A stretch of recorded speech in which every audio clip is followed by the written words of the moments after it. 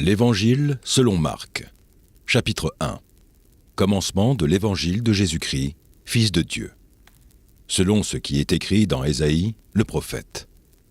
Voici, j'envoie devant toi mon messager, qui préparera ton chemin. C'est la voix de celui qui crie dans le désert, préparez le chemin du Seigneur, aplanissez ses sentiers. Jean parut, baptisant dans le désert et prêchant le baptême de repentance pour la rémission des péchés. Tout le pays de Judée et tous les habitants de Jérusalem se rendaient auprès de lui, et, confessant leurs péchés, ils se faisaient baptiser par lui dans le fleuve du Jourdain. Jean avait un vêtement de poil de chameau et une ceinture de cuir autour des reins. Il se nourrissait de sauterelles et de miel sauvage. Il prêchait, disant, « Il vient après moi celui qui est plus puissant que moi, et je ne suis pas digne de délier, en me baissant, la courroie de ses souliers. Moi, je vous ai baptisé d'eau. Lui, il vous baptisera du Saint-Esprit. » En ce temps-là, Jésus vint de Nazareth, en Galilée, et il fut baptisé par Jean dans le Jourdain. Au moment où il sortait de l'eau, il vit les cieux s'ouvrir et l'Esprit descendre sur lui comme une colombe. Et une voix fit entendre des cieux ces paroles. « Tu es mon Fils bien-aimé. En toi, j'ai mis toute mon affection. » Aussitôt, l'Esprit poussa Jésus dans le désert, où il passa 40 jours, tenté par Satan.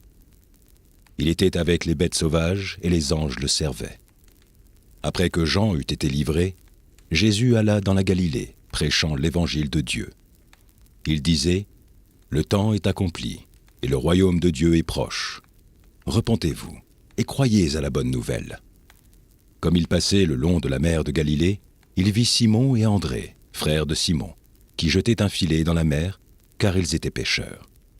Jésus leur dit, « Suivez-moi, et je vous ferai pêcheurs d'hommes. » Aussitôt, ils laissèrent leur filet et le suivirent.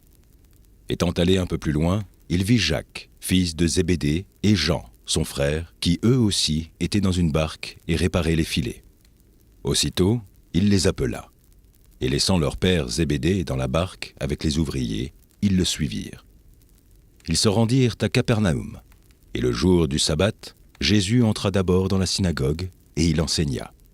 Il était frappé de sa doctrine, car il enseignait comme ayant autorité, et non pas comme les scribes. Il se trouva dans leur synagogue un homme qui avait un esprit impur, et qui s'écria, « Qu'y a-t-il entre nous et toi, Jésus de Nazareth? Tu es venu pour nous perdre. Je sais qui tu es, le Saint Dieu. » Jésus le menaça, disant, « Tais-toi, et sors de cet homme. » Et l'esprit impur sortit de cet homme, en l'agitant avec violence et en poussant un grand cri. Tous furent saisis de stupéfaction, de sorte qu'ils se demandaient les uns aux autres, « Qu'est-ce que ceci? Une nouvelle doctrine. Il commande avec autorité, même aux esprits impurs, et ils lui obéissent. » Et sa renommée se répandit aussitôt dans tous les lieux environnants de la Galilée. En sortant de la synagogue, ils se rendirent avec Jacques et Jean à la maison de Simon et d'André. La belle-mère de Simon était couchée, ayant la fièvre. Et aussitôt on parla d'elle à Jésus. S'étant approché, il la fit lever en lui prenant la main, et à l'instant la fièvre la quitta. Puis elle les servit. Le soir, après le coucher du soleil, on lui amena tous les malades et les démoniaques. Et toute la ville était rassemblée devant sa porte. Il guérit beaucoup de gens qui avaient diverses maladies. Il chassa aussi beaucoup de démons, et il ne permettait pas aux démons de parler, parce qu'il le connaissait. Vers le matin, pendant qu'il faisait encore très sombre, il se leva et sortit pour aller dans un lieu désert où il pria. Simon et ceux qui étaient avec lui se mirent à sa recherche. Et quand ils l'eurent trouvé, ils lui dirent, « Tous te cherchent. » Il leur répondit, « Allons ailleurs, dans les bourgades voisines, afin que j'y prêche aussi, car c'est pour cela que je suis sorti. » Et il alla prêcher dans les synagogues, par toute la Galilée, et il chassa les démons. Un lépreux vint à lui, et, se jetant à genoux, il lui dit d'un ton suppliant, « Si tu le veux, tu peux me rendre pur. » Jésus, ému de compassion, étendit la main, le toucha et dit, « Je le veux, sois pur. » Aussitôt, la lèpre le quitta, et il fut purifié.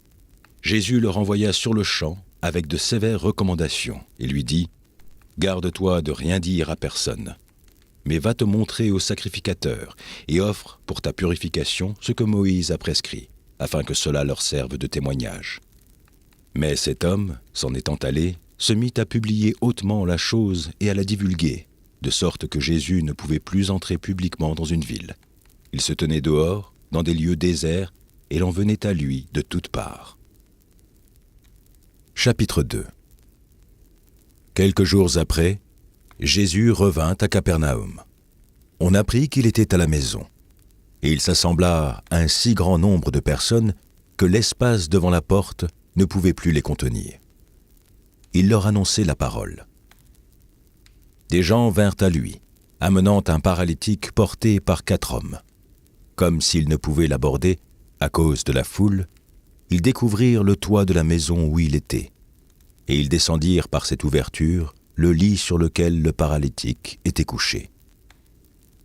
Jésus, voyant leur foi, dit au paralytique : « Mon enfant, tes péchés sont pardonnés. » Il y avait là quelques scribes qui étaient assis et qui se disaient au-dedans d'eux : « Comment cet homme parle-t-il ainsi ? Il blasphème. Qui peut pardonner les péchés si ce n'est Dieu seul ?» Jésus, ayant aussitôt connu par son esprit ce qu'ils pensaient au-dedans d'eux, leur dit : « Pourquoi avez-vous de telles pensées dans vos cœurs ? Lequel est le plus aisé de dire au paralytique : tes péchés sont pardonnés, ou de dire : lève-toi, prends ton lit et marche ? Or, afin que vous sachiez que le Fils de l'homme a sur la terre le pouvoir de pardonner les péchés, je te l'ordonne, dit-il au paralytique, lève-toi, prends ton lit et va dans ta maison. Et à l'instant, il se leva, prit son lit et sortit en présence de tout le monde, de sorte qu'ils étaient tous dans l'étonnement et glorifiaient Dieu, disant : nous n'avons jamais rien vu de pareil. Jésus sortit de nouveau du côté de la mer. Toute la foule venait à lui, et il les enseignait. En passant, il vit Lévi, fils d'Alphée, assis au bureau des péages. Il lui dit : « Suis-moi. » Lévi se leva et le suivit. Comme Jésus était à table dans la maison de Lévi, beaucoup de publicains et de gens de mauvaise vie se mirent aussi à table avec lui et avec ses disciples, car ils étaient nombreux et l'avaient suivi. Les scribes et les pharisiens, le voyant manger avec les publicains et les gens de mauvaise vie, dirent à ses disciples : « Pourquoi mange-t-il et boit-il avec les publicains et les gens de mauvaise vie ?» Ce que Jésus, ayant entendu, il leur dit : « Ce ne sont pas ceux qui se portent bien qui ont besoin de médecins, mais les malades. Je ne suis pas venu appeler des justes, mais des pécheurs. » Les disciples de Jean et les pharisiens jeûnaient. Ils vinrent dire à Jésus : « Pourquoi les disciples de Jean et ceux des pharisiens jeûnent-ils, tandis que tes disciples ne jeûnent point ?» Jésus leur répondit : « Les amis de l'époux peuvent-ils jeûner pendant que l'époux est avec eux ? Aussi longtemps qu'ils ont avec eux l'époux, ils ne peuvent jeûner. Les jours viendront où l'époux leur sera enlevé, et alors ils jeûneront en ce jour-là. Personne ne coud une pièce de drap neuf à un vieil habit. Autrement, la pièce de drap neuf emporterait une partie du vieux, et la déchirure serait pire. Et personne ne met du vin nouveau dans de vieilles outres. Autrement, le vin fait rompre les outres, et le vin et les outres sont perdus. Mais il faut mettre le vin nouveau dans des outres neuves. » Il arriva, un jour de Shabbat, que Jésus traversa des champs de blé. Ses disciples, chemin faisant, se mirent à arracher des épis. Les pharisiens lui dirent : « Voici, pourquoi font-ils ce qui n'est pas permis pendant le Shabbat ?» Jésus leur répondit : « N'avez-vous jamais lu ce que fit David lorsqu'il fut dans la nécessité et qu'il eut faim, lui et ceux qui étaient avec lui ? Comment il entra dans la maison de Dieu du temps du souverain sacrificateur Abiatar et mangea les pains de proposition qu'il n'est permis qu'aux sacrificateurs de manger et en donna même à ceux qui étaient avec lui. Puis il leur dit, « Le Shabbat a été fait pour l'homme, et non l'homme pour le Shabbat.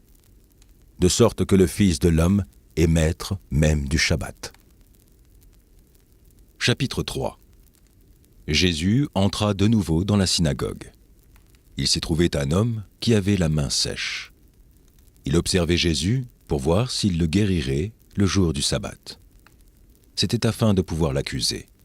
Et Jésus dit à l'homme qui avait la main sèche, « Lève-toi, là, au milieu. » Puis il leur dit, « Est-il permis, le jour du sabbat, de faire du bien ou de faire du mal, de sauver une personne ou de la tuer ?»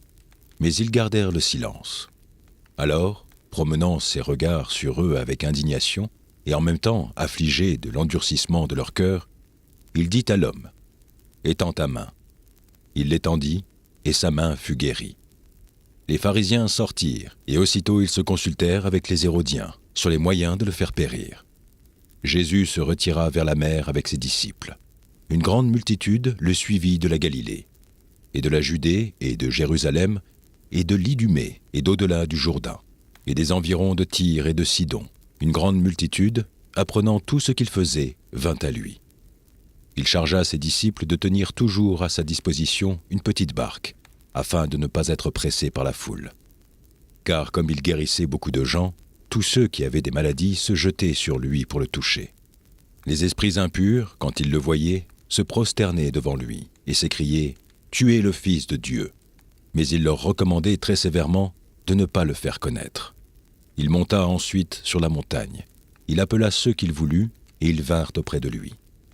Il en établit 12, pour les avoir avec lui, et pour les envoyer prêcher avec le pouvoir de chasser les démons.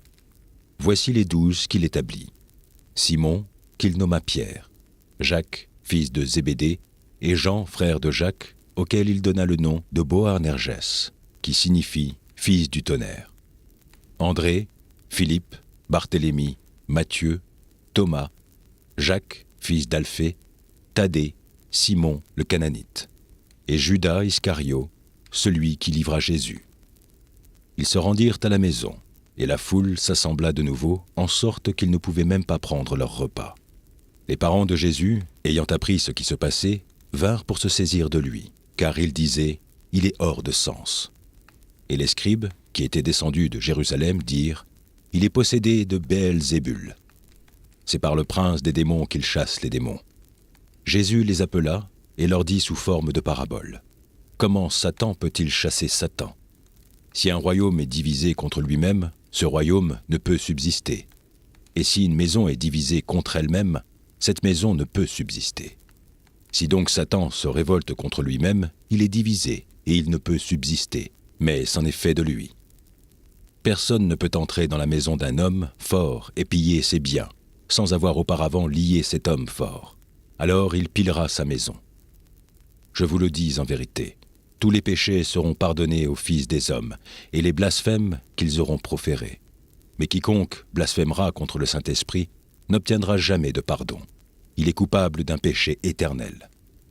Jésus parla ainsi parce qu'il disait « Il est possédé d'un esprit impur ». Survinrent sa mère et ses frères, qui, se tenant dehors, l'envoyèrent appeler. La foule était assise autour de lui, et on lui dit « Voici, ta mère et tes frères sont dehors et te demandent. » Et il répondit « Qui est ma mère et qui sont mes frères ?» Puis, jetant les regards sur ceux qui étaient assis tout autour de lui. « Voici, dit-il, ma mère et mes frères. Car quiconque fait la volonté de Dieu, cela est mon frère, ma sœur et ma mère. » Chapitre 4. Jésus se mit de nouveau à enseigner au bord de la mer. Une grande foule s'étant assemblée auprès de lui, il monta et s'assit dans une barque, sur la mer. Toute la foule était à terre sur le rivage. Il leur enseigna beaucoup de choses en paraboles, et il leur dit dans son enseignement « Écoutez, un semeur sortit pour semer. Comme il semait, une partie de la semence tomba le long du chemin. Les oiseaux vinrent et la mangèrent.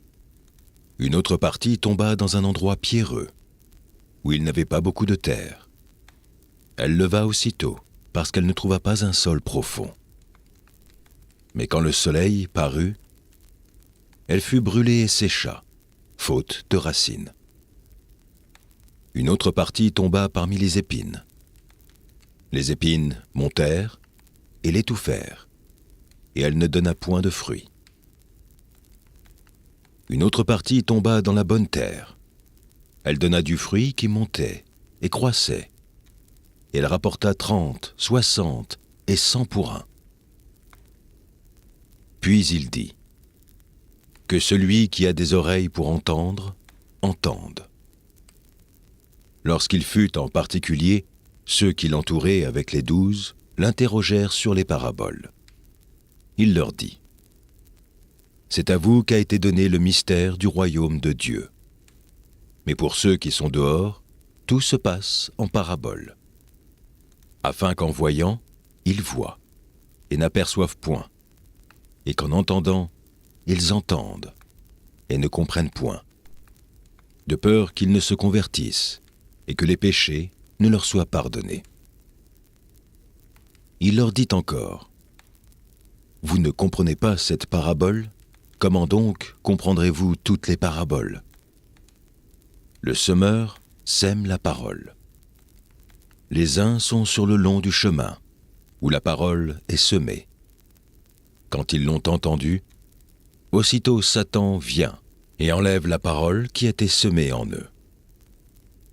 Les autres, pareillement, reçoivent la semence dans les endroits pierreux.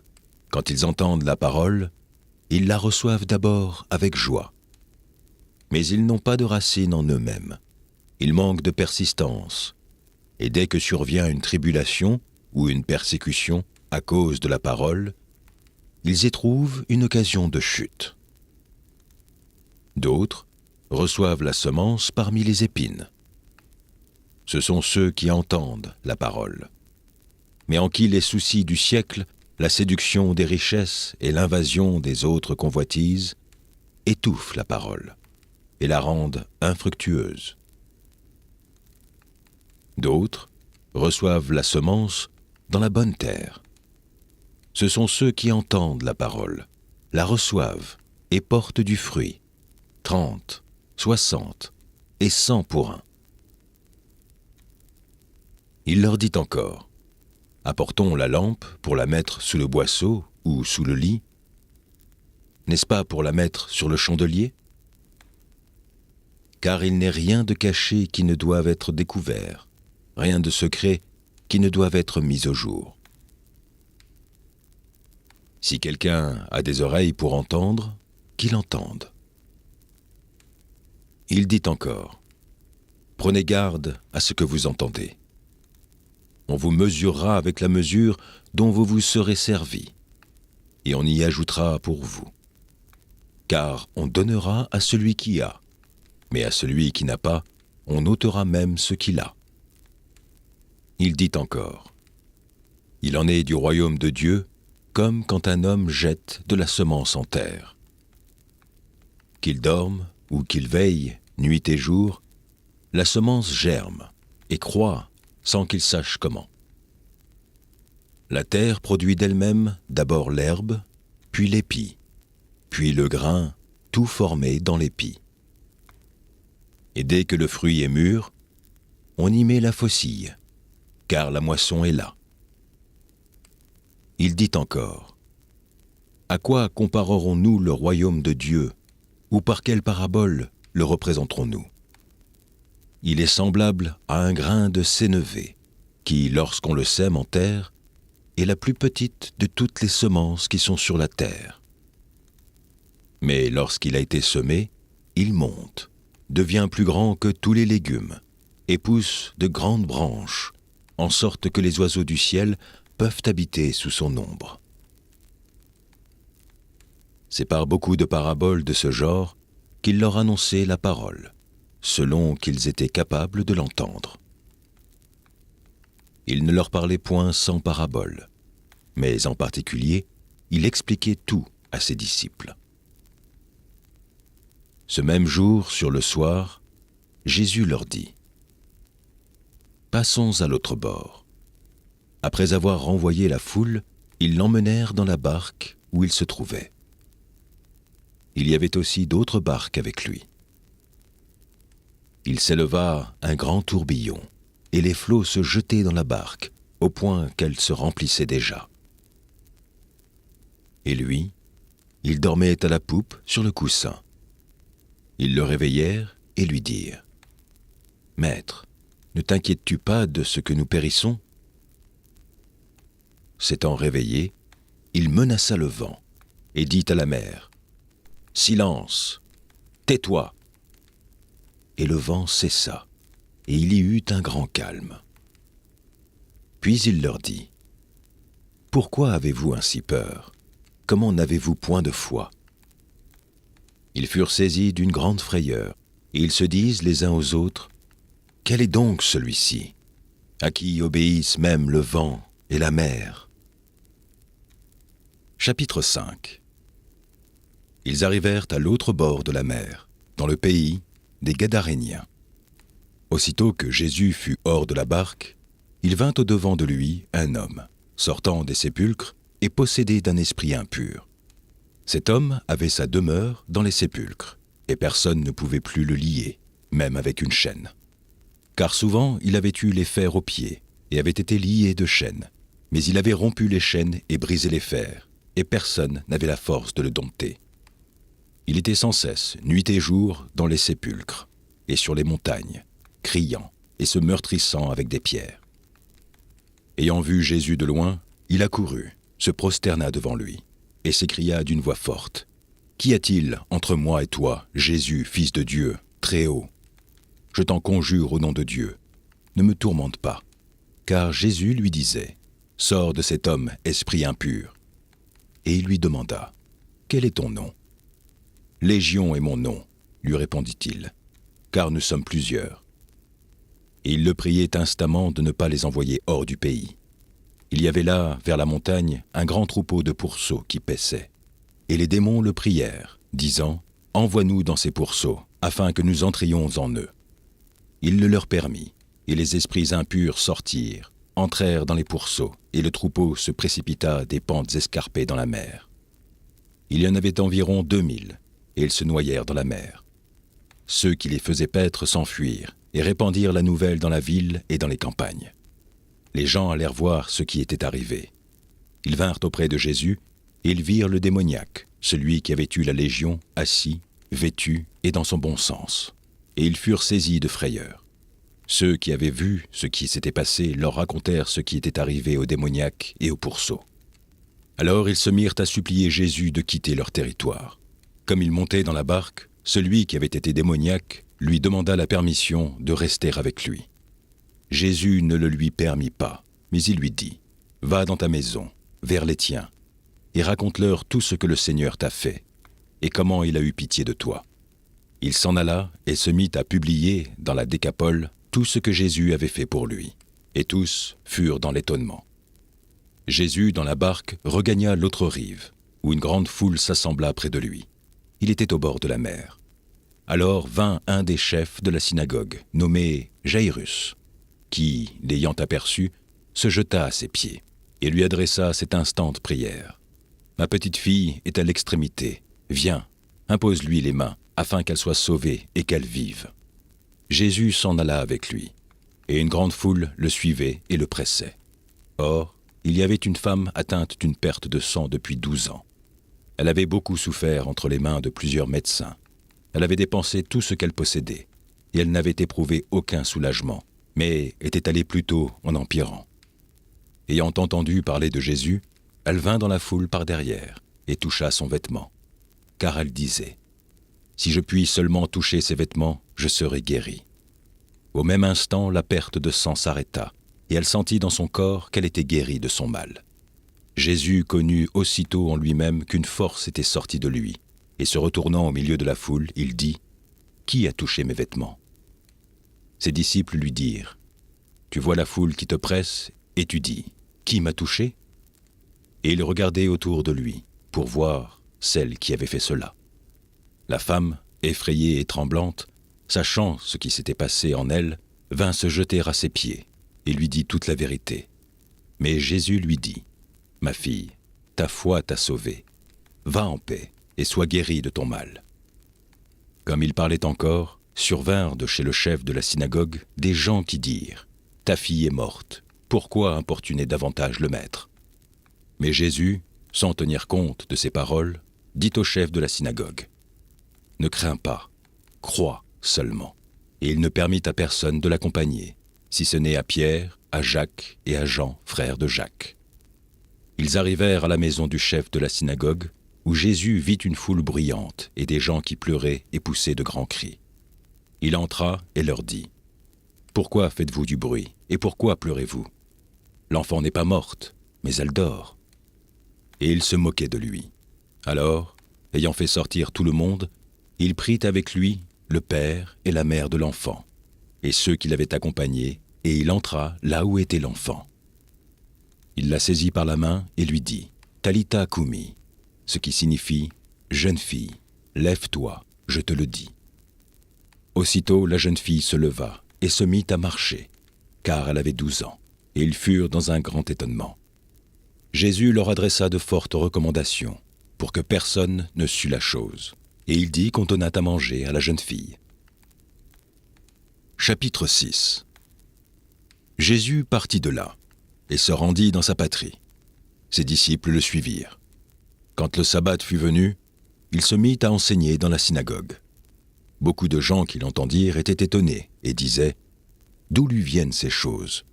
Quelle est cette sagesse qui lui a été donnée ? Et comment de tels miracles se font-ils par ses mains ? N'était-ce pas le charpentier, le fils de Marie, le frère de Jacques, de José, de Jude et de Simon, et ses sœurs ne sont-elles pas ici parmi nous ? » Et il était pour eux une occasion de chute. Mais Jésus leur dit « Un prophète n'est méprisé que dans sa patrie, parmi ses parents et dans sa maison. Il ne put faire là aucun miracle, si ce n'est qu'il imposa les mains à quelques malades et les guérit. Et il s'étonnait de leur incrédulité. Jésus parcourait les villages d'alentour en enseignant. Alors, il appela les 12, et il commença à les envoyer 2 à 2 en leur donnant pouvoir sur les esprits impurs. Il leur prescrivit de ne rien prendre pour le voyage, si ce n'est un bâton, de n'avoir ni pain, ni sac, ni monnaie dans la ceinture, de chausser des sandales et de ne pas revêtir 2 tuniques.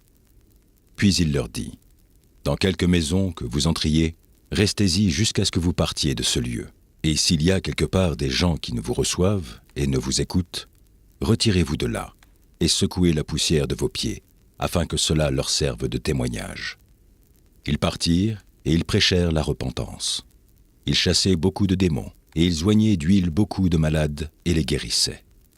Le roi Hérode entendit parler de Jésus, dont le nom était devenu célèbre, et il dit « Jean-Baptiste est ressuscité des morts, et c'est pour cela qu'il se fait par lui des miracles. » D'autres disaient « C'est Élie », et d'autres disaient « C'est un prophète comme l'un des prophètes. » Mais Hérode, en apprenant cela, disait « Ce Jean que j'ai fait décapiter, c'est lui qui est ressuscité. » Car Hérode lui-même avait fait arrêter Jean et l'avait fait lier en prison à cause d'Hérodia, femme de Philippe, son frère, parce qu'il l'avait épousée, et que Jean lui disait « Il ne t'est pas permis d'avoir la femme de ton frère. » Hérodia était irritée contre Jean et voulait le faire mourir, mais elle ne le pouvait, car Hérode craignait Jean, le connaissant pour un homme juste et saint.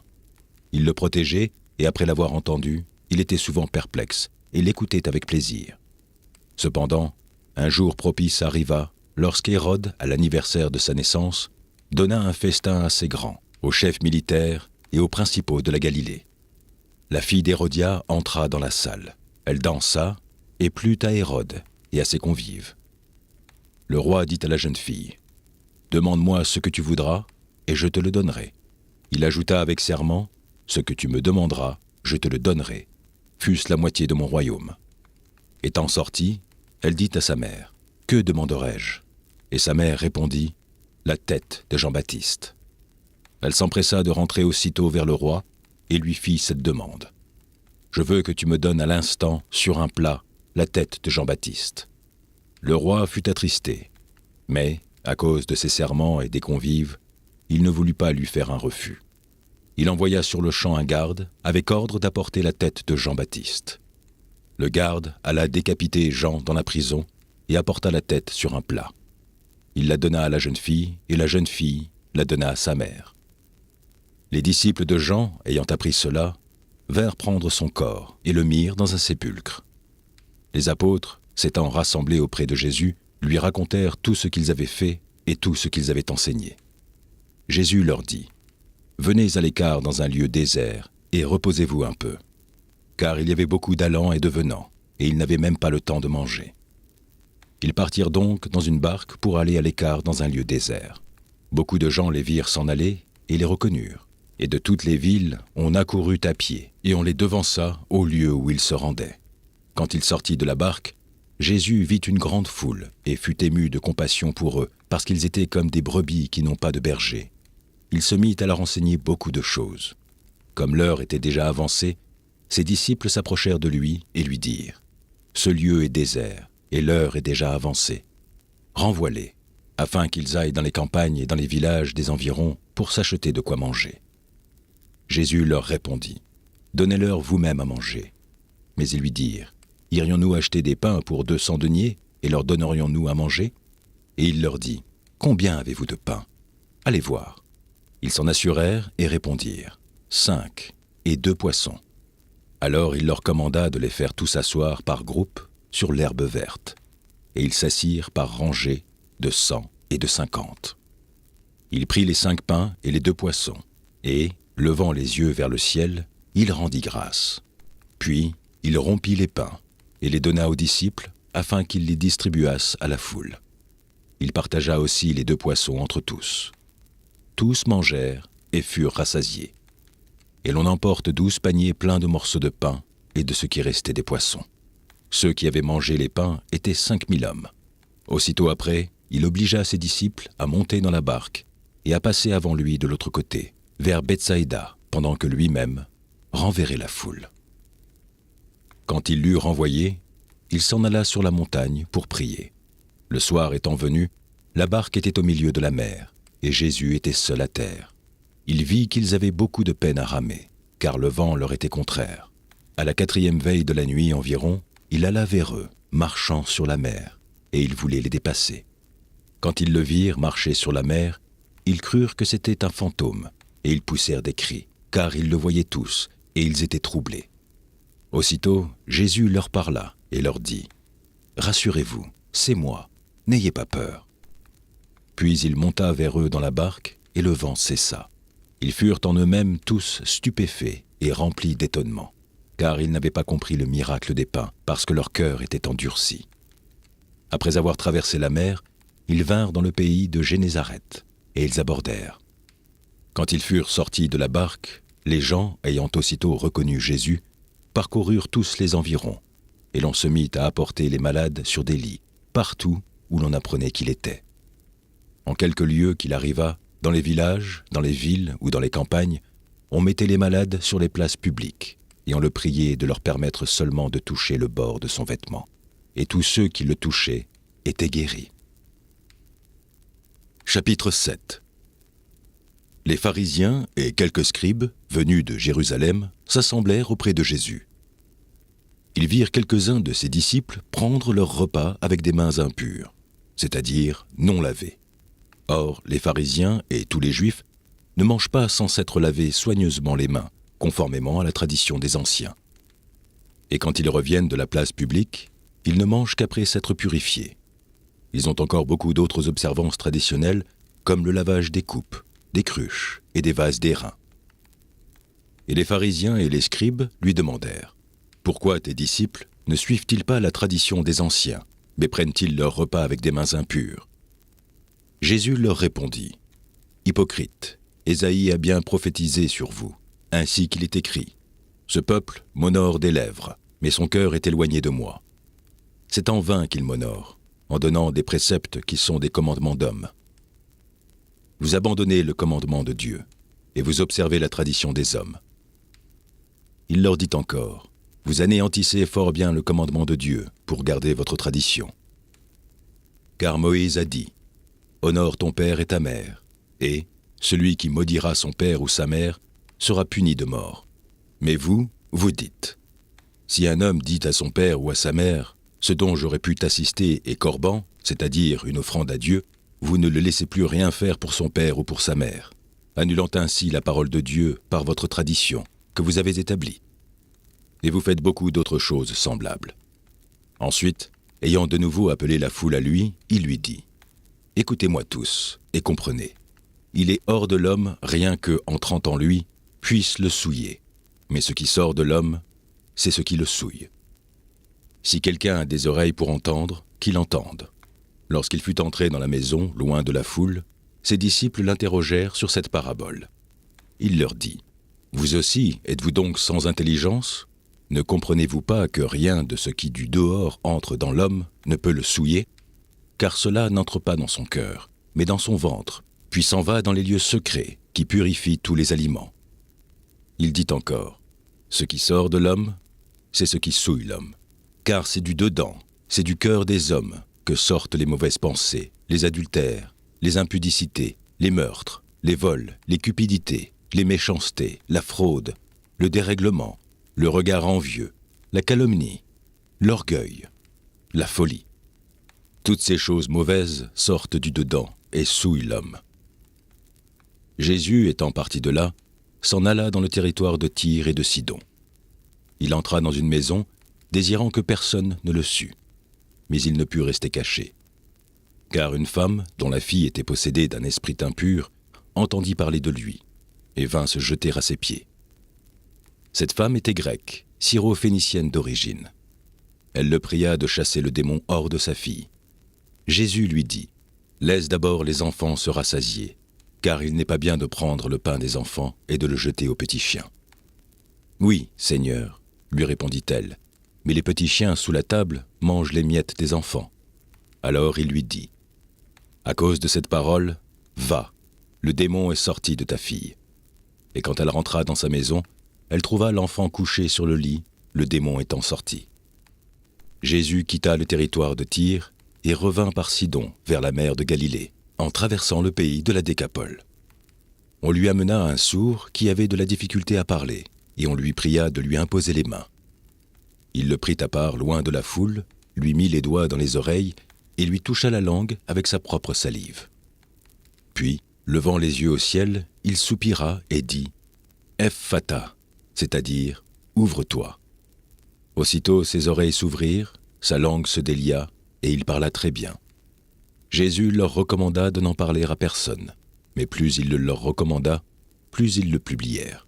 Ils étaient dans le plus grand étonnement, et disaient : « Il fait tout à merveille, même il fait entendre les sourds et parler les muets. » Chapitre 8. En ces jours-là, une foule nombreuse s'étant de nouveau réunie et n'ayant pas de quoi manger, Jésus appela les disciples et leur dit : « Je suis ému de compassion pour cette foule, car voilà 3 jours qu'ils sont près de moi et n'ont rien à manger. Si je les renvoie chez eux à jeun, les forces leur manqueront en chemin, car quelques-uns d'entre eux sont venus de loin. » Ses disciples lui répondirent : « Comment pourrait-on les rassasier de pain, ici, dans un lieu désert ?» Jésus leur demanda : « Combien avez-vous de pain ? » « 7, répondirent-ils. Alors il fit asseoir la foule par terre, prit les 7 pains, et, après avoir rendu grâce, il les rompit, et les donna à ses disciples pour les distribuer. Et ils les distribuèrent à la foule. Ils avaient encore quelques petits poissons, et Jésus, ayant rendu grâce, les fit aussi distribuer. Ils mangèrent et furent rassasiés, et l'on emporta 7 corbeilles pleines des morceaux qui restaient. Ils étaient environ 4000. Ensuite, Jésus les renvoya. Aussitôt, il monta dans la barque avec ses disciples, et se rendit dans la contrée de Dalmanuta. Les pharisiens survinrent, se mirent à discuter avec Jésus, et, pour l'éprouver, lui demandèrent un signe venant du ciel. Jésus, soupirant profondément en son esprit, dit : « Pourquoi cette génération demande-t-elle un signe ? Je vous le dis en vérité, il ne sera point donné de signe à cette génération. » Puis il les quitta et remonta dans la barque pour passer sur l'autre bord. Les disciples avaient oublié de prendre des pains. Il n'en avait qu'un seul avec eux dans la barque. Jésus leur fit cette recommandation : « Gardez-vous avec soin du levain des pharisiens et du levain d'Hérode. » Les disciples raisonnaient entre eux et disaient « C'est parce que nous n'avons pas de pain. » Jésus, l'ayant connu, leur dit « Pourquoi raisonnez-vous sur ce que vous n'avez pas de pain? Êtes-vous encore sans intelligence et ne comprenez-vous pas? Avez-vous le cœur endurci? Ayant des yeux, ne voyez-vous pas? Ayant des oreilles, n'entendez-vous pas? Et n'avez-vous point de mémoire? Quand j'ai rompu les 5 pains pour les 5000 hommes, combien de paniers pleins de morceaux avez-vous emporté? 12, lui répondirent-ils. Et quand j'ai rompu les 7 pains pour les 4000 hommes, combien de corbeilles pleines de morceaux avez-vous emporté? 7, répondirent-ils. Et il leur dit, ne comprenez-vous pas encore? Ils se rendirent à Bethsaïda, et on amena vers Jésus un aveugle qu'on le pria de toucher. Il prit l'aveugle par la main et le conduisit hors du village. Puis il lui mit de la salive sur les yeux, lui imposa les mains et lui demanda s'il voyait quelque chose. Il regarda et dit « J'aperçois les hommes, mais j'en vois comme des arbres et qui marchent. » Jésus lui mit de nouveau les mains sur les yeux. Et, quand l'aveugle regarda fixement, il fut guéri et vit tout distinctement. Alors Jésus le renvoya dans sa maison en disant « N'entre pas au village. » Jésus s'en alla, avec ses disciples, dans les villages de Césarée de Philippe, et il leur posa en chemin cette question. « Qui dit-on que je suis ?» Ils répondirent « Jean-Baptiste. Les autres, Élie. Les autres, l'un des prophètes. » « Et vous ?» leur demanda-t-il. « Qui dites-vous que je suis ?» Pierre lui répondit « Tu es le Christ. » Jésus leur recommanda sévèrement de ne dire cela de lui à personne. Alors il commença à leur apprendre qu'il fallait que le Fils de l'homme souffrit beaucoup, qu'il fût rejeté par les anciens, par les principaux sacrificateurs et par les scribes, qu'il fût mis à mort et qu'il ressuscita 3 jours après. Il leur disait ces choses ouvertement, et Pierre, l'ayant pris à part, se mit à le reprendre. Mais Jésus, se retournant et regardant ses disciples, réprimanda Pierre et dit « Arrière de moi, Satan, car tu ne conçois pas les choses de Dieu, tu n'as que des pensées humaines. » Puis, ayant appelé la foule avec ses disciples, il leur dit « Si quelqu'un veut venir après moi, qu'il renonce à lui-même, qu'il se charge de sa croix et qu'il me suive. Car celui qui voudra sauver sa vie la perdra, mais celui qui perdra sa vie à cause de moi et de la bonne nouvelle la sauvera. Et que sert-il à un homme de gagner tout le monde s'il perd son âme? Que donnerait un homme en échange de son âme? Car quiconque aura honte de moi et de mes paroles au milieu de cette génération adultère et pécheresse, le Fils de l'homme aura aussi honte de lui, quand il viendra dans la gloire de son Père avec les saints anges. » Chapitre 9. Il leur dit encore, « Je vous le dis en vérité, quelques-uns de ceux qui sont ici ne mourront point, qu'ils n'aient vu le royaume de Dieu venir avec puissance. » 6 jours après, Jésus prit avec lui Pierre, Jacques et Jean, et il les conduisit seuls à l'écart sur une haute montagne. Il fut transfiguré devant eux. Ses vêtements devinrent resplendissants et d'une telle blancheur qu'il n'est pas de foulon sur la terre qui puisse blanchir ainsi. Élie et Moïse leur apparurent, s'entretenant avec Jésus. Pierre, prenant la parole, dit à Jésus, « Rabbi, il est bon que nous soyons ici. Dressons 3 tentes, une pour toi, une pour Moïse et une pour Élie. » Car ils ne savaient que dire, l'effroi les ayant saisis.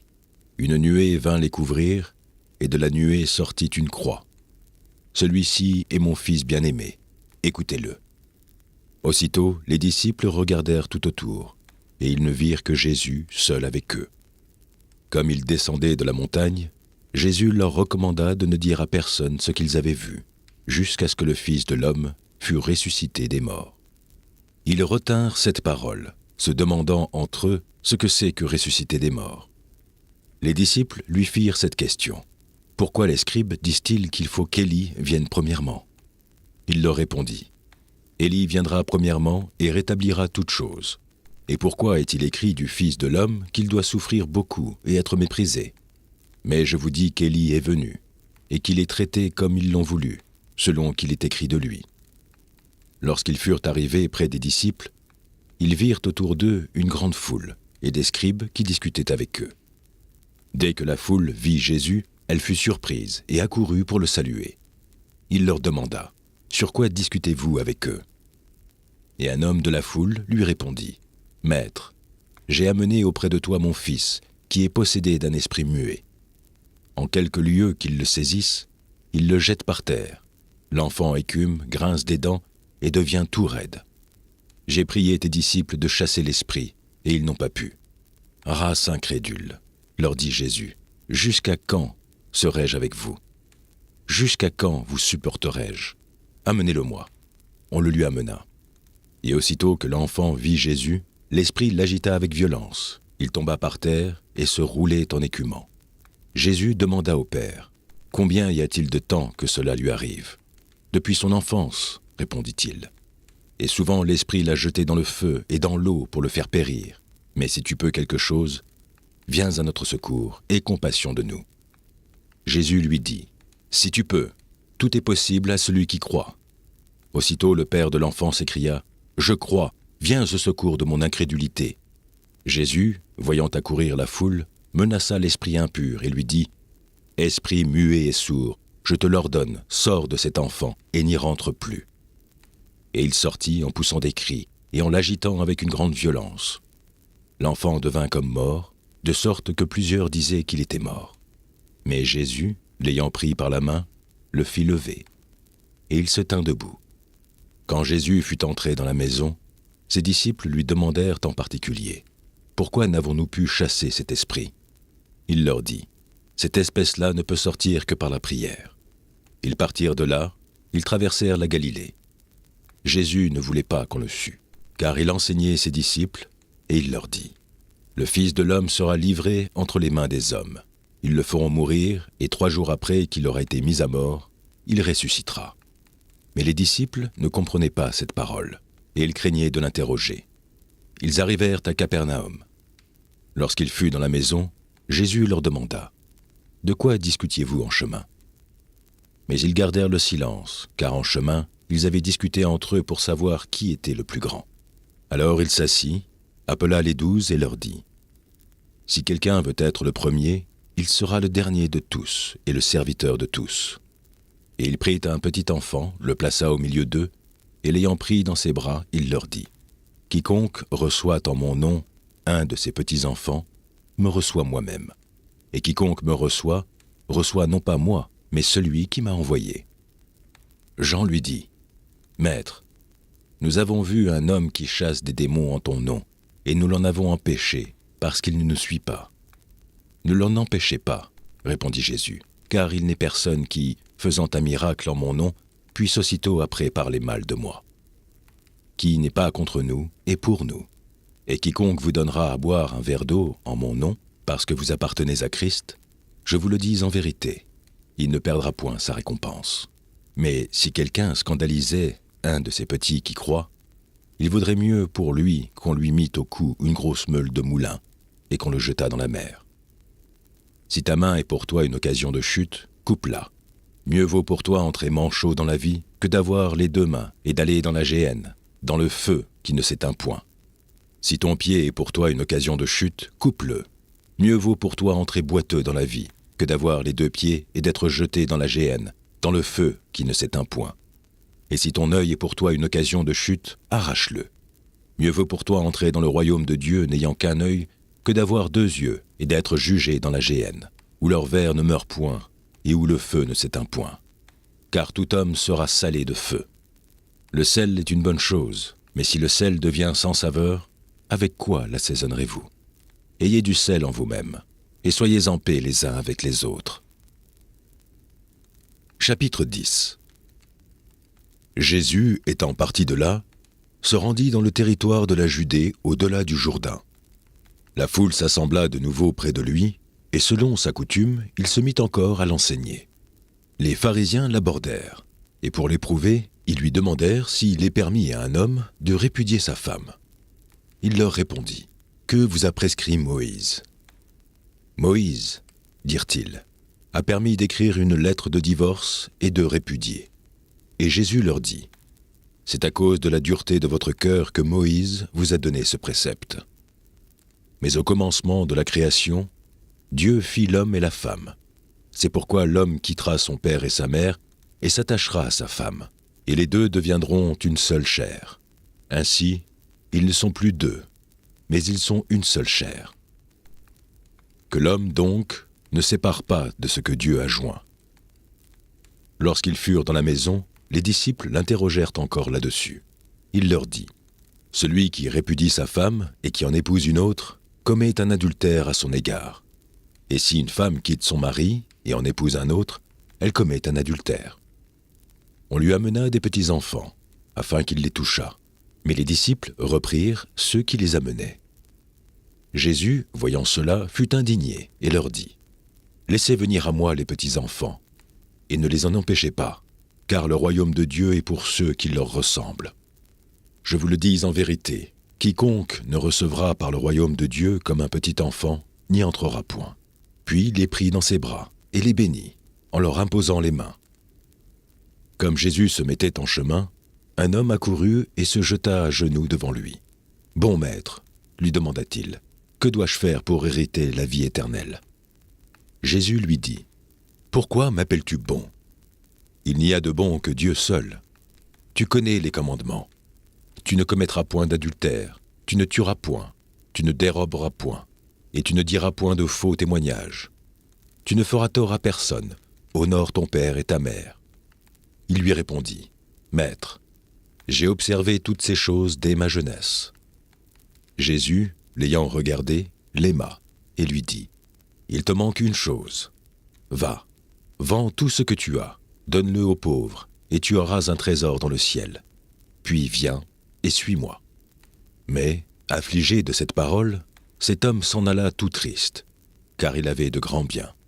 Jésus, regardant autour de lui, dit à ses disciples, « Qu'il sera difficile à ceux qui ont des richesses d'entrer dans le royaume de Dieu. » Les disciples furent étonnés de ce que Jésus parlait ainsi.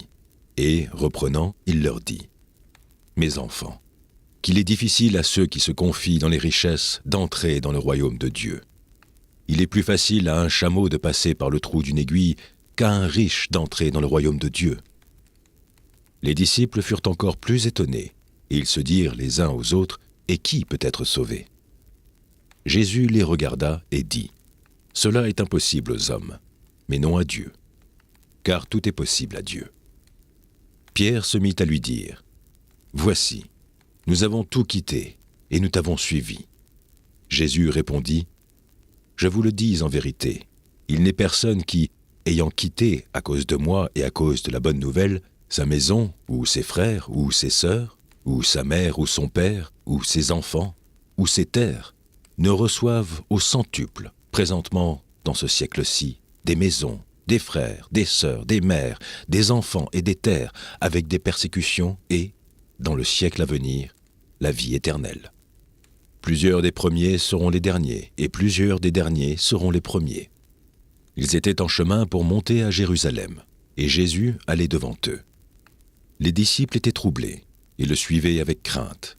Et Jésus prit de nouveau les 12 auprès de lui, et commença à leur dire ce qui devait lui arriver. « Voici, nous montons à Jérusalem, et le Fils de l'homme sera livré aux principaux sacrificateurs et aux scribes. Ils le condamneront à mort, et ils le livreront aux païens, qui se moqueront de lui, cracheront sur lui, le battront de verges, et le feront mourir.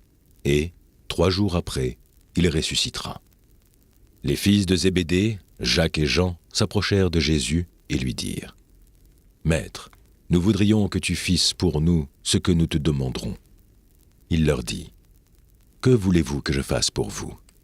Accorde-nous, lui dirent-ils, d'être assis l'un à ta droite et l'autre à ta gauche, quand tu seras dans ta gloire. » Jésus leur répondit, « Vous ne savez pas ce que vous demandez.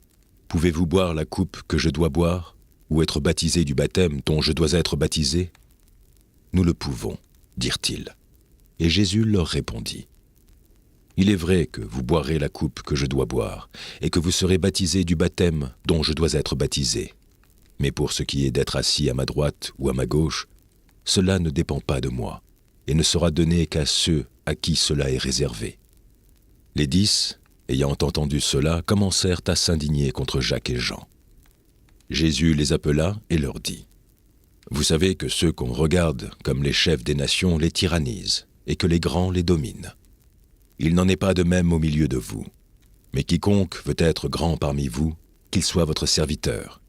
Et quiconque veut être le premier parmi vous, qu'il soit l'esclave de tous. Car le Fils de l'homme est venu, non pour être servi, mais pour servir et donner sa vie comme la rançon de plusieurs. » Ils arrivèrent à Jéricho. Et lorsque Jésus en sortit, avec ses disciples et une assez grande foule, le fils de Timée, Bartimée, mendiant aveugle, était assis au bord du chemin. Il entendit que c'était Jésus de Nazareth, et il se mit à crier : « Fils de David, Jésus, aie pitié de moi !» Plusieurs le reprenaient pour le faire taire, mais il criait beaucoup plus fort : « Fils de David, aie pitié de moi !» Jésus s'arrêta et dit : « Appelez-le. » Ils appelèrent l'aveugle en lui disant : « Prends courage, lève-toi, il t'appelle. » L'aveugle jeta son manteau et, se levant d'un bond, vint vers Jésus. Jésus, prenant la parole, lui dit : « Que veux-tu que je fasse ? » ?»« Rabouni, lui répondit l'aveugle, que je recouvre la vue. » Et Jésus lui dit : « Va, ta foi t'a sauvé. » Aussitôt, il recouvra la vue et suivit Jésus dans le chemin. Chapitre 11. Lorsqu'ils approchèrent de Jérusalem et qu'ils furent près de Bethphagée et de Béthanie, vers la montagne des Oliviers, Jésus envoya 2 de ses disciples en leur disant : « Allez au village qui est devant vous. Dès que vous y serez entrés, vous trouverez un ânon attaché, sur lequel aucun homme ne s'est encore assis. Détachez-le et amenez-le. Si quelqu'un vous dit : Pourquoi faites-vous cela ? Répondez : Le Seigneur en a besoin, et à l'instant, il le laissera venir ici. » Les disciples, étant allés, trouvèrent l'ânon attaché dehors près d'une porte, au contour du chemin, et ils le détachèrent. Quelques-uns de ceux qui étaient là leur dirent : « Que faites-vous ? Pourquoi détachez-vous cet ânon ?» Ils répondirent comme Jésus l'avait dit, et on les laissa aller. Ils amenèrent à Jésus l'ânon, sur lequel ils jetèrent leurs vêtements, et Jésus s'assit dessus. Beaucoup de gens étendirent leurs vêtements sur le chemin, et d'autres des branches qu'ils coupèrent dans les champs. Ceux qui précédaient et ceux qui suivaient Jésus criaient : « Hosanna, béni soit celui qui vient au nom du Seigneur. Béni soit le règne qui vient, le règne de David, notre Père. Hosanna dans les lieux très hauts. » Jésus entra à Jérusalem dans le temple. Quand il eut tout considéré, comme il était déjà tard, il s'en alla à Béthanie avec les 12. Le lendemain, après qu'ils furent sortis de Béthanie, Jésus eut faim. Apercevant de loin un figuier qui avait des feuilles, il alla voir s'il y trouvait quelque chose. Et s'en étant approché, il ne trouva que des feuilles, car ce n'était pas la saison des figues. Prenant alors la parole, il lui dit : « Que jamais personne ne mange de ton fruit. » Et ses disciples l'entendirent. Ils arrivèrent à Jérusalem, et Jésus entra dans le temple. Il se mit à chasser ceux qui vendaient et qui achetaient dans le temple. Il renversa les tables des changeurs et les sièges des vendeurs de pigeons. Et il ne laissa personne transporter aucun objet à travers le temple. Et il enseignait et disait : « N'est-il pas écrit : Ma maison sera appelée une maison de prière pour toutes les nations ? Mais vous en avez fait une caverne de voleurs. » Les principaux sacrificateurs et les scribes, l'ayant entendu, cherchèrent les moyens de le faire périr, car ils le craignaient, parce que toute la foule était frappée de sa doctrine. Quand le soir fut venu, Jésus sortit de la ville. Le matin, en passant, les disciples virent le figuier séché jusqu'aux racines. Pierre, se rappelant ce qui s'était passé, dit à Jésus : « Rabbi, regarde, le figuier que tu as maudit a séché. » Jésus prit la parole et leur dit : « Ayez foi en Dieu. Je vous le dis en vérité, si quelqu'un dit à cette montagne : ôte-toi de là et jette-moi dans la mer, s'il ne doute point en son cœur, mais croit que ce qu'il dit arrive, il le verra s'accomplir. C'est pourquoi je vous dis, tout ce que vous demanderez en priant, croyez que vous l'avez reçu, et vous le verrez s'accomplir. Et, lorsque vous êtes debout faisant votre prière, si vous avez quelque chose contre quelqu'un, pardonnez, afin que votre Père, qui est dans les cieux, vous pardonne aussi vos offenses. Mais si vous ne pardonnez pas, votre Père qui est dans les cieux ne vous pardonnera pas non plus vos offenses. » Ils se rendirent de nouveau à Jérusalem, et pendant que Jésus se promenait dans le temple, les principaux sacrificateurs, les scribes et les anciens vinrent à lui et lui dirent : « Par quelle autorité fais-tu ces choses, et qui t'a donné l'autorité de les faire ?» Jésus leur répondit : « Je vous adresserai aussi une question. Répondez-moi, et je vous dirai par quelle autorité je fais ces choses. Le baptême de Jean venait-il du ciel ou des hommes ? Répondez-moi. » Mais ils raisonnèrent ainsi entre eux. Si nous répondons du ciel, il dira : « Pourquoi donc n'avez-vous pas cru en lui ?» Et si nous répondons des hommes, il craignait le peuple, car tous tenaient réellement Jean pour un prophète. Alors ils répondirent à Jésus : « Nous ne savons. » Et Jésus leur dit : « Moi non plus. Je ne vous dirai pas par quelle autorité je fais ces choses. » Chapitre 12. Jésus se mit ensuite à leur parler en parabole. Un homme planta une vigne. Il l'entoura d'une haie, creusa un pressoir et bâtit une tour. Puis il la ferma à des vignerons et quitta le pays. Au temps de la récolte, il envoya un serviteur vers les vignerons pour recevoir d'eux une part du produit de la vigne. S'étant saisis de lui, ils le battirent et le renvoyèrent à vide. Il envoya de nouveau vers eux un autre visiteur. Ils le frappèrent à la tête et l'outragèrent. Il en envoya un troisième, qu'ils tuèrent, puis plusieurs autres, qu'ils battirent ou tuèrent. Il avait encore un fils bien-aimé. Il l'envoya vers eux le dernier en disant : « Ils auront du respect pour mon fils. » Mais ces vignerons dirent entre eux : « Voici l'héritier, venez, tuons-le, et l'héritage sera à nous. » Et ils se saisissèrent de lui, le tuèrent et le jetèrent hors de la vigne. Maintenant, que fera le maître de la vigne ? Il viendra, fera périr les vignerons, et il donnera la vigne à d'autres. N'avez-vous pas lu cette parole de l'Écriture ? La pierre qu'ont rejetée ceux qui bâtissaient est devenue la principale de l'angle. C'est par la volonté du Seigneur qu'elle l'est devenue. Et c'est un prodige à nos yeux ?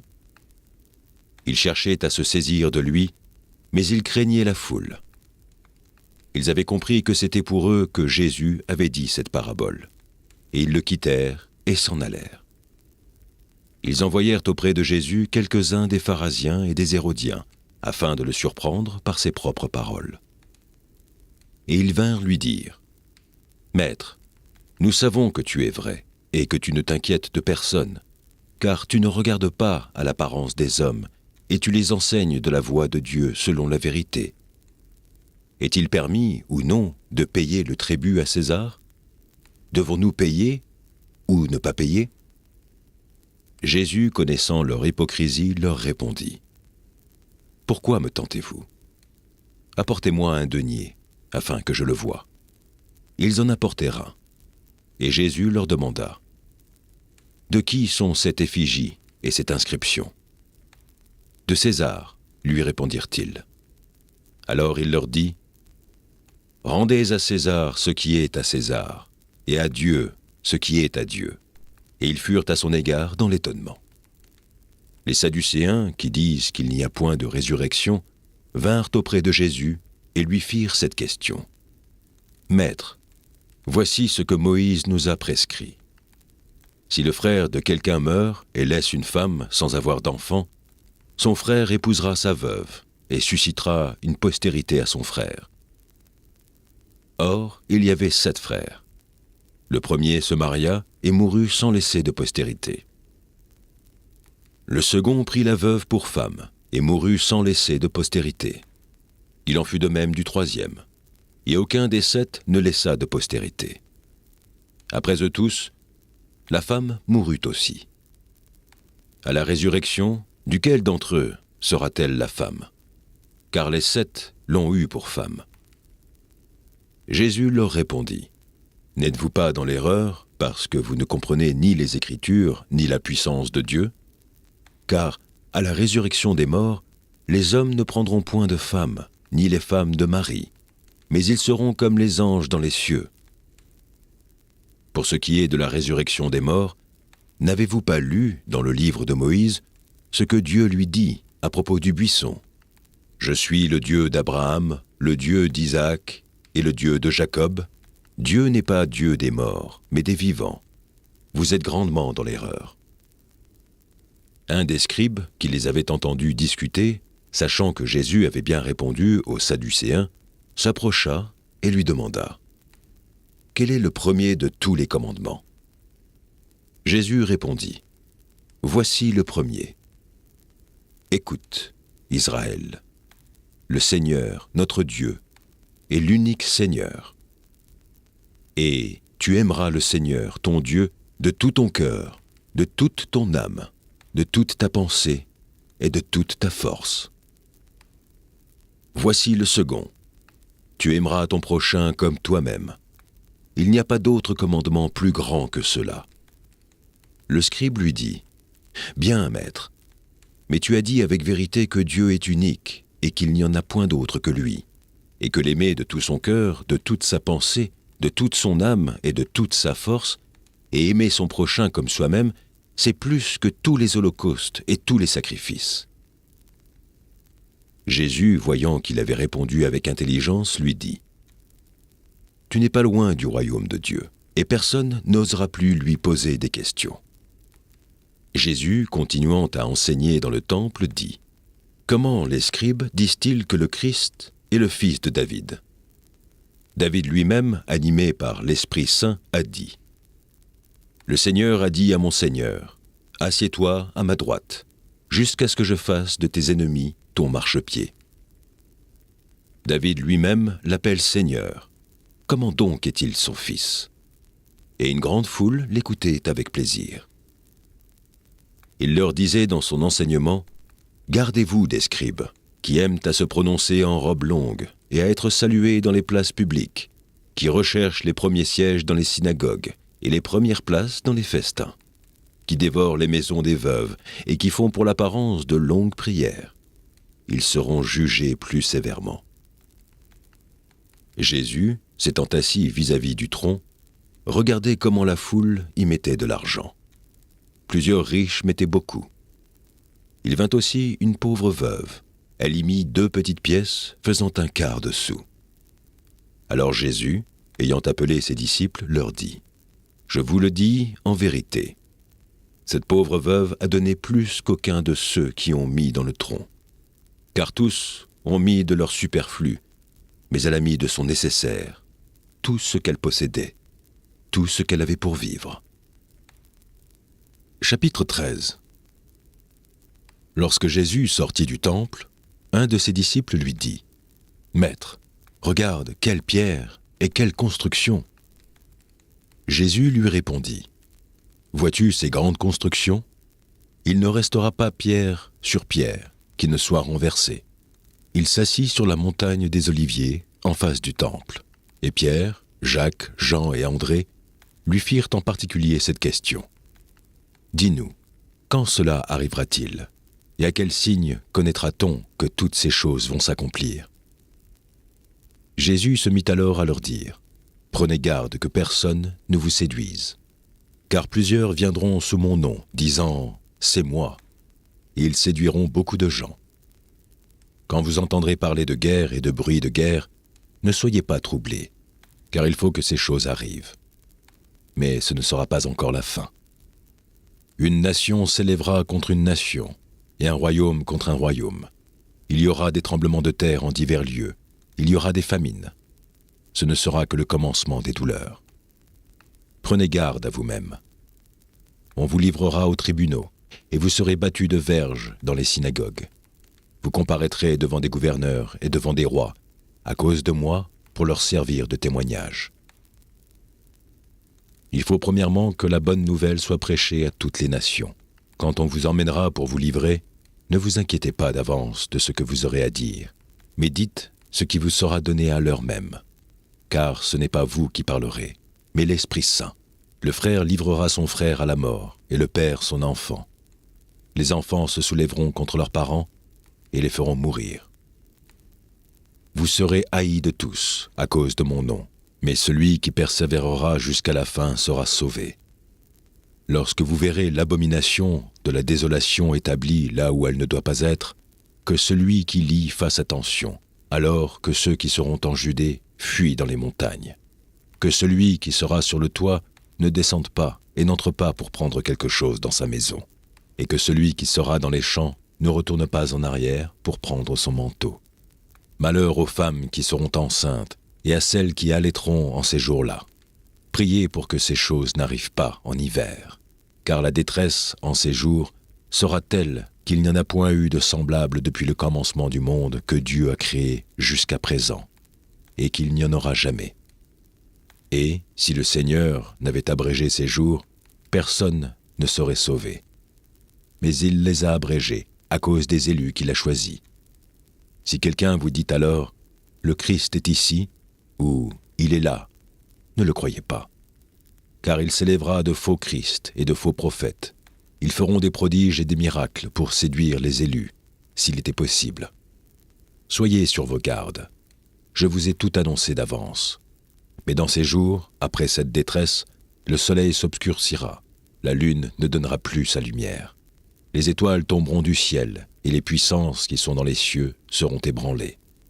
Alors on verra le Fils de l'homme venant sur les nuées avec une grande puissance et avec gloire. Alors il enverra les anges, et il rassemblera les élus des 4 vents, de l'extrémité de la terre jusqu'à l'extrémité du ciel. Instruisez-vous par une comparaison tirée du figuier. Dès que ses branches deviennent tendres et que les feuilles poussent, vous connaissez que l'été est proche. De même, quand vous verrez ces choses arriver, sachez que le Fils de l'homme est proche, à la porte. Je vous le dis en vérité, cette génération ne passera point, que tout cela n'arrive. Le ciel et la terre passeront, mais mes paroles ne passeront point. Pour ce qui est du jour ou de l'heure, personne ne le sait, ni les anges dans le ciel, ni le Fils, mais le Père seul. Prenez garde, veillez et priez, car vous ne savez quand ce temps viendra. Il en sera comme d'un homme qui, partant pour un voyage, laisse sa maison, remet l'autorité à ses serviteurs, indique à chacun sa tâche et ordonne au portier de veiller. Veillez donc, car vous ne savez quand viendra le maître de la maison, ou le soir, ou au milieu de la nuit, ou au chant du coq, ou le matin. Craignez qu'il ne vous trouve endormi à son arrivée soudaine. Ce que je vous dis, je le dis à tous. Veillez. Chapitre 14. La fête de Pâques et des pains sans levain devait avoir lieu 2 jours après. Les principaux sacrificateurs et les scribes cherchaient les moyens d'arrêter Jésus par ruse et de le faire mourir. Car ils disaient que ce ne soit pas pendant la fête, afin qu'il n'y ait pas de tumulte parmi le peuple. Comme Jésus était à Béthanie, dans la maison de Simon le lépreux, une femme entra pendant qu'il se trouvait à table. Elle tenait un vase d'albâtre qui renfermait un parfum de nard pur de grand prix. Et, ayant rompu le vase, elle répandit le parfum sur la tête de Jésus. Quelques-uns exprimèrent entre eux leur indignation. À quoi bon perdre ce parfum? On aurait pu le vendre plus de 300 deniers et les donner aux pauvres. Et ils s'irritaient contre cette femme. Mais Jésus dit, « Laissez-la. Pourquoi lui faites-vous de la peine? Elle a fait une bonne action à mon égard.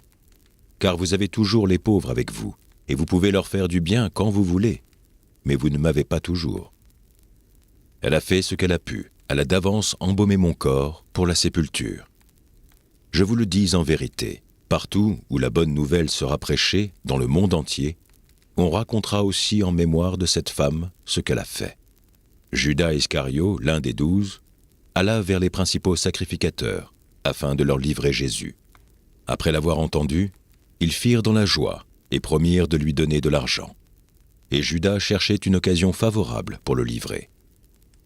Le premier jour des pains sans levain, où l'on immolait la Pâque, les disciples de Jésus lui dirent « Où veux-tu que nous allions te préparer la Pâque ?» Et il envoya 2 de ses disciples et leur dit « Allez à la ville, vous rencontrerez un homme portant une cruche d'eau, suivez-le. Quelque part qu'il entre, dites au maître de la maison. Le maître dit « Où est le lieu où je mangerai la Pâque avec mes disciples ?» Et il vous montrera une grande chambre haute, meublée et toute prête. c'est là que vous nous préparerez la Pâque. » Les disciples partirent, arrivèrent à la ville et trouvèrent les choses comme il le leur avait dit. Et ils préparèrent la Pâque. Le soir étant venu, il arriva avec les 12. Pendant qu'ils étaient à table et qu'ils mangeaient, Jésus dit : « Je vous le dis en vérité, l'un de vous, qui mange avec moi, me livrera. » Ils commencèrent à s'attrister et à lui dire l'un après l'autre : « Est-ce moi ?» Il leur répondit : « C'est l'un des 12 qui met avec moi la main dans le plat. Le Fils de l'homme s'en va selon ce qui est écrit de lui. Mais malheur à l'homme par qui le Fils de l'homme est livré. Mieux vaudrait pour cet homme qu'il ne fût pas né. » Pendant qu'ils mangeaient, Jésus prit le pain, et après avoir rendu grâce, il le rompit et le leur donna en disant : « Prenez, ceci est mon corps. » Il prit ensuite une coupe, et, après avoir rendu grâce, il la leur donna, et ils en burent tous. Et il leur dit : « Ceci est mon sang, le sang de l'alliance qui est répandu pour plusieurs. Je vous le dis en vérité, je ne boirai plus jamais du fruit de la vigne, jusqu'au jour où je le boirai nouveau dans le royaume de Dieu. » Après avoir chanté les cantiques, ils se rendirent à la montagne des Oliviers. Jésus leur dit : « Vous serez tous scandalisés, car il est écrit : Je frapperai le berger, et les brebis seront dispersées.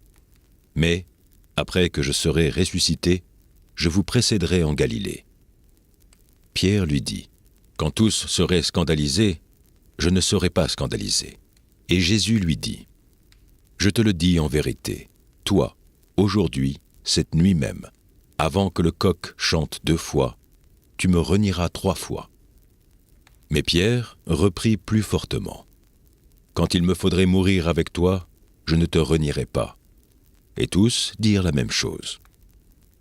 Ils allèrent ensuite dans un lieu appelé Gethsémane, et Jésus dit à ses disciples : « Asseyez-vous ici pendant que je prierai. » Il prit avec lui Pierre, Jacques et Jean, et il commença à éprouver de la frayeur et des angoisses. Il leur dit : « Mon âme est triste jusqu'à la mort. Restez ici et veillez. » Puis, ayant fait quelques pas en avant, il se jeta contre terre et pria que, s'il était possible, cette heure s'éloignât de lui. Il disait : « Abba, Père, toutes choses te sont possibles. Éloigne de moi cette coupe. Toutefois, non pas ce que je veux, mais ce que tu veux. » Et il vint vers les disciples qu'il trouva endormis. Il dit à Pierre : « Simon, tu dors, tu n'as pas veillé 1 heure. Veillez et priez, afin que vous ne tombiez pas en tentation. L'esprit est bien disposé, mais la chair est faible. » Il s'éloigna de nouveau et fit la même prière. Il revint et les trouva encore endormis, car les yeux étaient appesantis.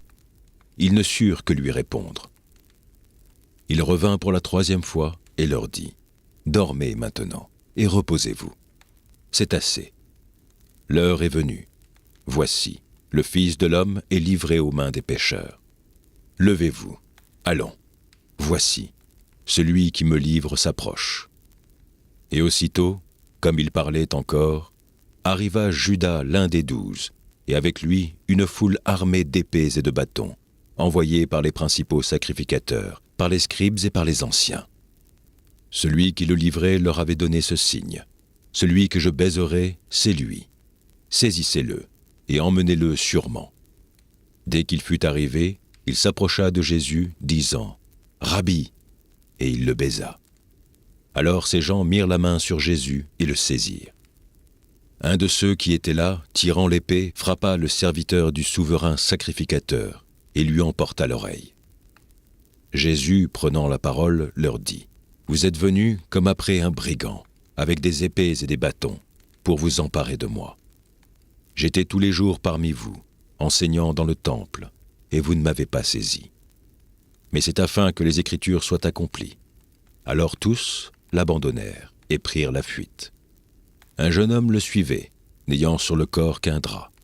On se saisit de lui, mais il lâcha son vêtement et se sauva tout nu.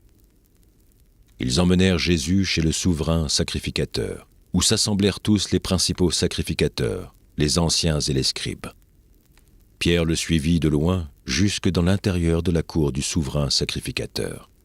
Il s'assit avec les serviteurs et il se chauffait près du feu. Les principaux sacrificateurs et tous les Sanhédrins cherchaient un témoignage contre Jésus pour le faire mourir, et ils n'en trouvaient point. Car plusieurs rendaient de faux témoignages contre lui, mais les témoignages ne s'accordaient pas. Quelques-uns se levèrent et portèrent un faux témoignage contre lui, disant « Nous l'avons entendu dire, je détruirai ce temple fait de main d'homme, et en 3 jours j'en bâtirai un autre qui ne sera pas fait de main d'homme. » Mais sur ce point-là, leur témoignage ne s'accordait pas. Alors, le souverain sacrificateur, se levant au milieu de l'assemblée, interrogea Jésus et dit « Ne réponds-tu rien? Qu'est-ce que ces gens déposent contre toi ?» Jésus garda le silence et ne répondit rien. Le souverain sacrificateur l'interrogea de nouveau et lui dit « Es-tu le Christ, le Fils du Dieu béni ?» Jésus répondit « Je le suis. Et vous verrez le Fils de l'homme assis à la droite de la puissance de Dieu et venant sur les nuées du ciel. » Alors le souverain sacrificateur déchira ses vêtements et dit « Qu'avons-nous encore besoin de témoins? Vous avez entendu le blasphème. Que vous en semble ?» Tous le condamnèrent comme méritant la mort. Et quelques-uns se mirent à cracher sur lui, à lui voiler le visage et à le frapper à coups de poing en lui disant « Devine !» Et les serviteurs le reçurent en lui donnant des soufflets. Pendant que Pierre était en bas dans la cour, il vint une des servantes du souverain sacrificateur. Voyant Pierre qui se chauffait, elle le regarda et lui dit « Toi aussi, tu étais avec Jésus de Nazareth. » Il le nia, disant « Je ne sais pas, je ne comprends pas ce que tu veux dire. » Puis il sortit pour aller dans le vestibule, et le coq chanta. La servante, l'ayant vu, se mit de nouveau à dire à ceux qui étaient présents « Celui-ci est de ces gens-là. » Et il le nia de nouveau. Peu après, ceux qui étaient présents dirent encore à Pierre « Certainement tu es de ces gens-là, car tu es galiléen. » Alors il commença à faire des imprécations et à jurer « Je ne connais pas cet homme dont vous parlez. » Aussitôt, pour la seconde fois, le coq chanta. Et Pierre se souvint de la parole que Jésus lui avait dite. « Avant que le coq chante 2 fois, tu me renieras 3 fois. » Et en y réfléchissant, il pleurait. Chapitre 15. Dès le matin, les principaux sacrificateurs tinrent conseil avec les anciens et les scribes, et tout le Sanhédrin. Après avoir lié Jésus, ils l'emmenèrent et le livrèrent à Pilate. Pilate l'interrogea. « Es-tu le roi des Juifs ?»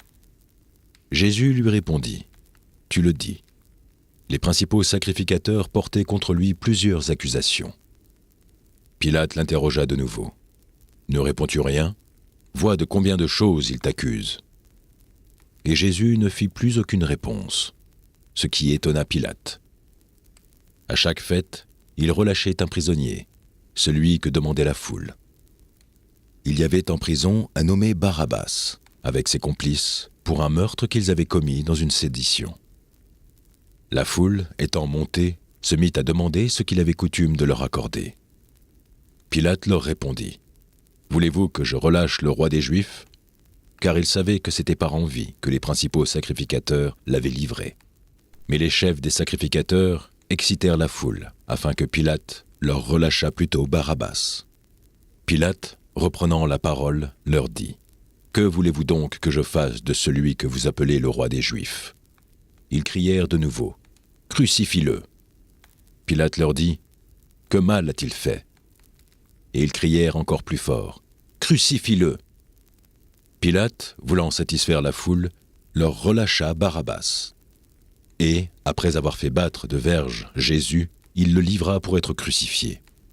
Les soldats conduisirent Jésus dans l'intérieur de la cour, c'est-à-dire dans le prétoire, et ils assemblèrent toute la cohorte. Ils le revêtirent de pourpre et posèrent sur sa tête une couronne d'épines qu'ils avaient tressée. Puis ils se mirent à le saluer. « Salut, roi des Juifs !» Et ils lui frappaient la tête avec un roseau, crachaient sur lui, et, fléchissant les genoux, ils se prosternaient devant lui.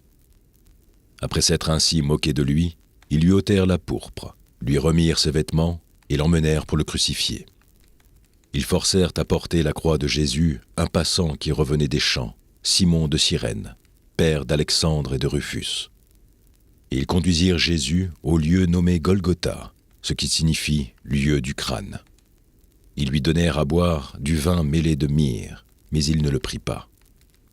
Ils le crucifièrent et se partagèrent ses vêtements en tirant au sort pour savoir ce que chacun aurait. C'était la 3e heure, quand ils le crucifièrent. L'inscription indiquant le sujet de sa condamnation portait ces mots : « Le roi des Juifs ». Ils crucifièrent avec lui 2 brigands, l'un à sa droite et l'autre à sa gauche. Ainsi fut accompli ce que dit l'Écriture. Il a été mis au nombre des malfaiteurs.